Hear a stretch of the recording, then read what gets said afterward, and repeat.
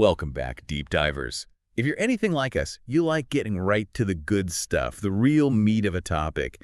Today, we're diving deep, way deep into the fascinating world of animal anatomy. And our guide for this exploration.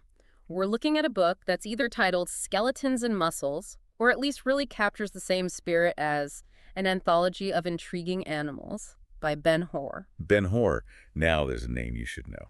Definitely. He's kind of a big deal in the world of wildlife, an award-winning journalist and author, and he has this knack for bringing the natural world to life for everyone, but especially younger readers. He knows how to make it fun. Right. He was the features editor for BBC Wildlife magazine for years, and he actually received the Dilys Breeze Medal for his amazing ability to communicate about birds ornithology, that is. Impressive. He calls himself a nature nerd, which I love, and get this, he even has his daughters test out his books. Talk about keeping it real and knowing your audience. Yeah, that's awesome. You could tell he really cares about making this stuff accessible and exciting, which is what we're all about here on The Deep Dive. So what's the mission for today?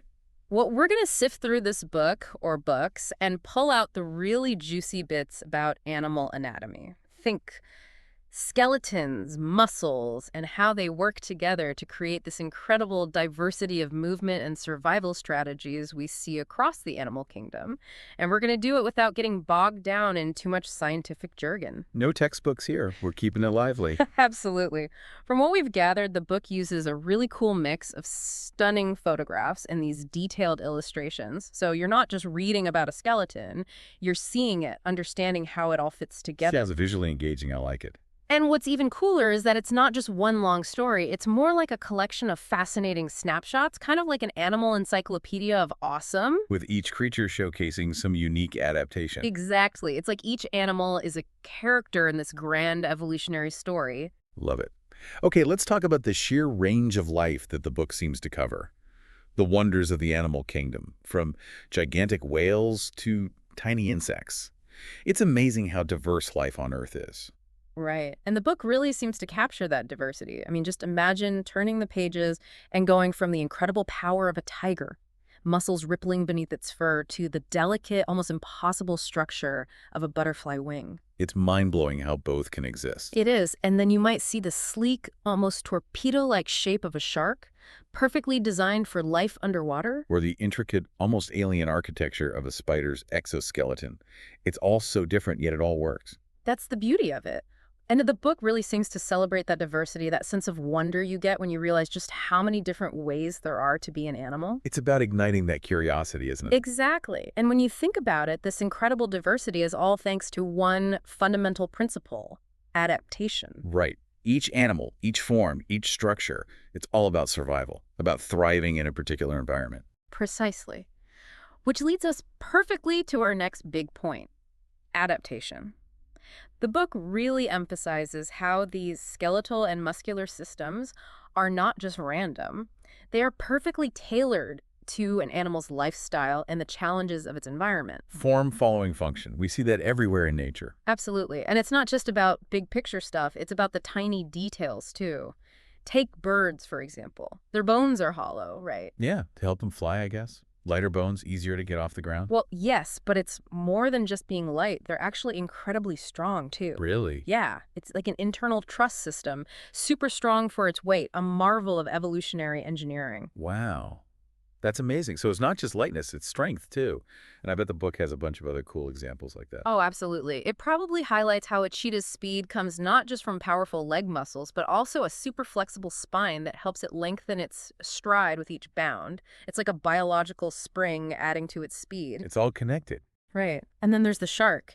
It's not just a sleek shape. It's got these tiny tooth-like scales called dermal denticles that actually reduce drag in the water. Making them even more hydrodynamic. Exactly. And then you have animals like spiders with their exoskeletons. It's a totally different approach to support and protection, a hard outer shell instead of an internal skeleton. It shows you that nature has all these different solutions to the same problems. Right. Yeah. And I bet the book, even though it's aimed at younger readers, hints at the underlying mechanism behind all this diversity: natural selection. The survival of the fittest? Basically. The idea that animals with traits better suited to their environment are more likely to survive, reproduce, and pass those traits down to their offspring. And that's how you get this incredible variety of life that we see today. It's like a constant process of refinement and experimentation over millions of years. Absolutely fascinating. And it's not just about showing off all these amazing creatures and their cool adaptations. It sounds like the book also helps you understand the basic building blocks of life, like how skeletons and muscles actually work. Oh, totally. I mean, at its core, a skeleton provides the framework, right?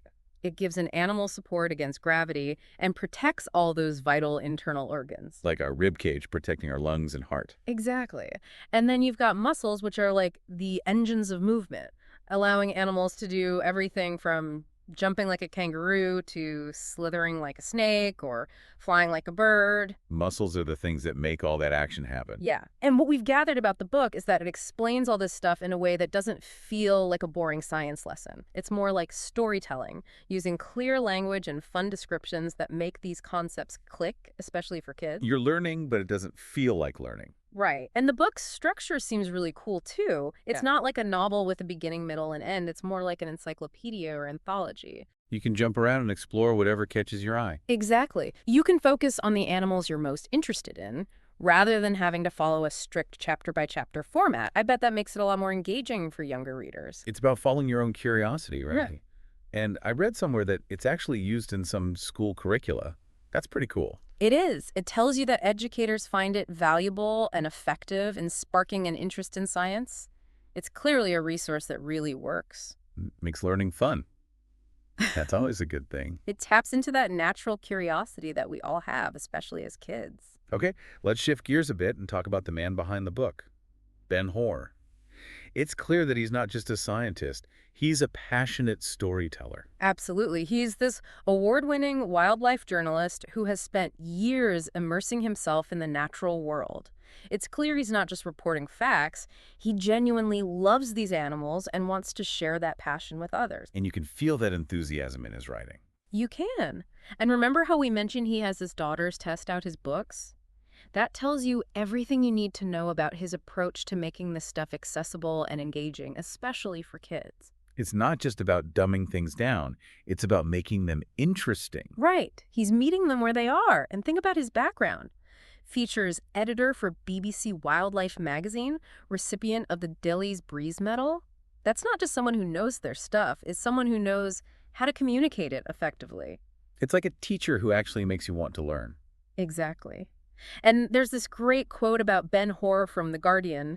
They call his writing style funny, informative, and zinging with infectious enthusiasm. That really captures it, doesn't it? It does. You can just tell reading this book wouldn't feel like a chore. It would be an adventure, a journey into the amazing world of animal anatomy. Which is so important when you're talking about things that could easily become dry or technical. Exactly. It's about breaking down those barriers and making science fun and accessible. And when you think about it, that's a huge part of what makes this book so special. Yeah. It's not just teaching you about skeletons and muscles, it's subtly conveying this bigger idea of the interconnectedness of life. Oh, definitely. By showing you all these incredible animals, each with its own unique anatomy and adaptations, it subtly reinforces the idea that they are all part of this giant interconnected web of life. We're all in this together. Exactly. And I wouldn't be surprised if the book even includes something like a tree of life illustration to really drive that point home. It's a visual representation of how all these different creatures are related, how they've all evolved from a common ancestor. Right. It's a powerful way of showing how everything is connected. So as we wrap up our deep dive into skeletons and muscles, or maybe it's an anthology of intriguing animals, either way, it's a pretty amazing resource. It's not just a dry textbook about bones and muscles. It's this vibrant celebration of the sheer diversity of life on Earth, the incredible power of evolution, and the ingenious ways in which animals' bodies are designed to help them thrive in their unique environments. Yeah, and it does all this in a way that is fun, engaging, and visually stunning, perfect for sparking curiosity and making you want to learn more. So to our listeners, think for a minute. What's one animal adaptation that you find particularly fascinating? And what does it tell you about that animal's life and the challenges it faces in its environment? And if you want to continue exploring the wonders of the natural world with Ben Hoare, he's written tons of other fantastic books, like an anthology of exquisite birds, The Wonders of Nature, Weird and Wonderful Nature, The Secret World of Plants, and Nature's Treasures. And there are so many more books out there for those wanting to learn more about the natural world. Dinosaurs and other prehistoric life, an anthology of aquatic life, dry bones, super skeleton.